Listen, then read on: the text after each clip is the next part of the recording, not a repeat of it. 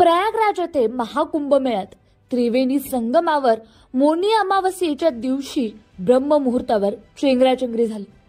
इथे 30 जणांचा मृत्यू झाला आणि 60 जण जखमी झाले।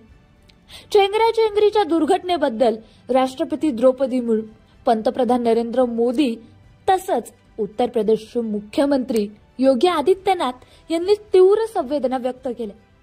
परंतु यावरून ज्योतिष पीठाचे शंकराचार्य स्वामी अविमुक्तेश्वरानंद सरस्वती यांनी संताप व्यक्त करत योगी आदित्यनाथ यांच्यावर टीका केली।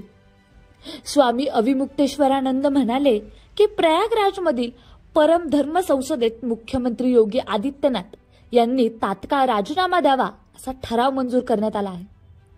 हे लोक सत्तेत राहण्यास सक्षम नाही, जनतेपासून माहिती लपवली आहे। संत समाजासोबत मोठी फसवणूक झाली आहे। एवढ्या मोठ्या चेंगराचेंगरीची माहिती मिळाल्यानंतर आम्ही शाही स्नान करणार नव्हतो, तेव्हा त्यांनी आम्हाला चुकीची माहिती दिली।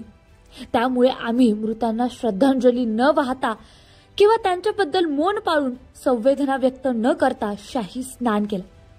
आमच्यापासून माहिती लपवण्यात आली हे खूप दुःखद आहे।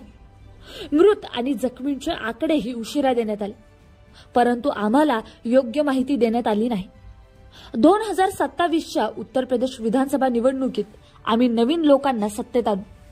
आगामी निवडणुकीत आपण नवीन पक्ष किंवा नवीन नेत्यांना संधी देऊ।